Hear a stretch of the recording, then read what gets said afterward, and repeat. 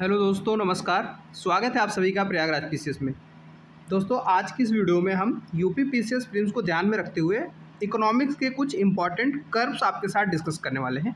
Exam में question matching कराने को आता है, तो ये रिवीजन वीडियो है। फटाफट हम देखते हैं कि कौन कौन से इंपॉर्टेंट कर्व हैं और उससे रिलेटेड जो कीवर्ड्स आपको याद रखने हैं जिससे कि एग्जाम में क्वेश्चन सही हो जाए, वो हम देख लेंगे। तो चलिए शुरू करते हैं। पहला कर्व आपके सामने है लॉरेंज कर्व। लॉरेंज कर्व किसके बीच में है? तो ये धन और आय की विषमता का अध्ययन करता है।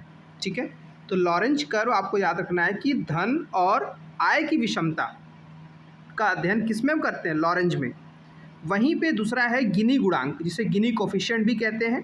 तो ये लॉरेंज वक्र द्वारा आय की विषमता की माप को दर्शाता है। ये एक तरह का कर्व होता है, ठीक है, जिसे गिनी कोफिशिएंट कहते हैं। तो ये लॉरेंज वक्र से ही संबंधित है। ठीक है, तो दोनों आपको ध्यान रखना है। लॉरेंज जो है वो धन और आय की विषमता का अध्ययन करता है। तीसरा है कुनेट्ज वक्र। जीडीपी बढ़ने पर शुरू में आर्थिक असमानता बढ़ती है, लेकिन एक बिंदु आने के बाद असमानता घटती है। ऐसा कहाँ होता है? जो विकासशील देश होते हैं उनमें शुरुआत में जैसे जैसे जीडीपी बढ़ती है तो आर्थिक असमानता बढ़ती है।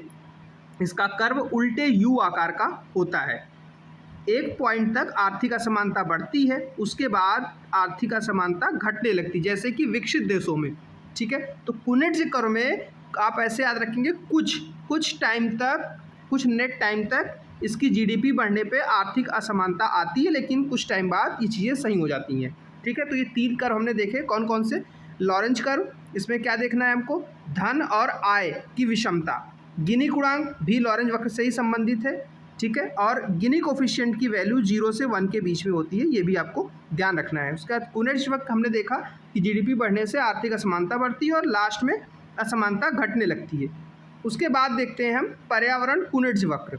ठीक है, मतलब इन्वायरमेंट का कुनेट्ज वक्र। ये क्या होता है? जीडीपी बढ़ने पर शुरू में पर्यावरण की क्षति बढ़ती है, क्योंकि आप सभी को पता होगा कि जैसे जैसे डेवलपमेंट बढ़ेगा, जीडीपी बढ़ेगी, तो मांग ज़्यादा होती चीज़ों की। जब चीज़ों की मांग बढ़ेगी तो उसका प्रोडक्शन करने के लिए हम पर्यावरण से ज़्यादा चीज़ें लेते हैं, तो पर्यावरण की क्षति बढ़ने लगती है। लेकिन हाँ, एक टाइम बाद जब चीज़ें डिमांड स्टेबलाइज हो जाती हैं, स्थिर हो जाती हैं, तो फिर ये क्षति घटने लगती है। तो कुनेट्ज वर्ग जो हमने पिछले स्लाइड में पढ़ा था कि उसमें हम देख रहे थे कि जीडीपी बढ़ने पे आर्थिक असमानता बढ़ रही थी, लेकिन एक बिंदु के बाद चीज़ें सही हो गई थी।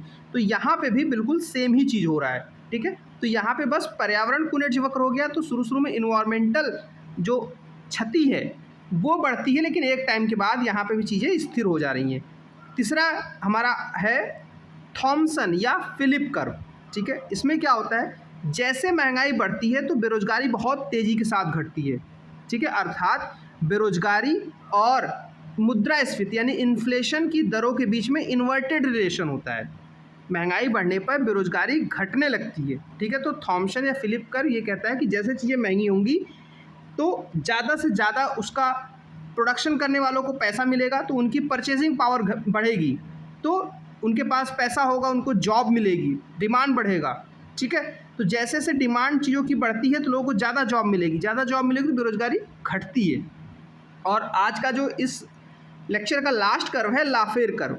लाफेर कर्व में क्या होता है? स्टार्टिंग में करों का दर जब हम बढ़ाते हैं तो राजस्व हमें ज़्यादा मिलता है, लेकिन हाँ, एक टाइम के बाद अगर हम राजस्व भी बढ़ाने के लिए कर और बढ़ा देते हैं तो फिर क्या होता है? राजस्व ही घट जाता है।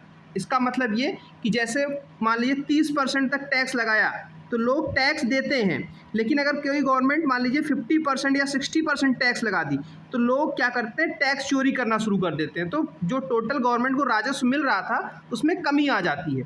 तो लाफेर कर्व यही बताता है कि एक लिमिट तक, एक सस्टेनेबल रीजनेबल लिमिट तक अगर आप टैक्स लगाएंगे तो आपको राजस्व की वृद्धि होगी। अगर लिमिट से ज़्यादा कर दिए तो राजस्व ही घटने लग जाता है। तो ये 6 महत्वपूर्ण इकोनॉमिक्स के कर्व थे जिसको हमने देखा। आई होप इसको आप रिवाइज करेंगे मल्टीपल टाइम्स, तो ये क्वेश्चन मैचिंग करने को हर बार आता है। लगातार 2022-23 में सवाल देखे गए हैं, तो ये क्वेश्चन आएंगे तो आपकी गलत नहीं होंगे। तो इस वीडियो में इतना ही। धन्यवाद। चैनल को सब्सक्राइब करके फीडबैक में अपना कमेंट सेक्शन हमें जरूर दे दीजिएगा। Thank you.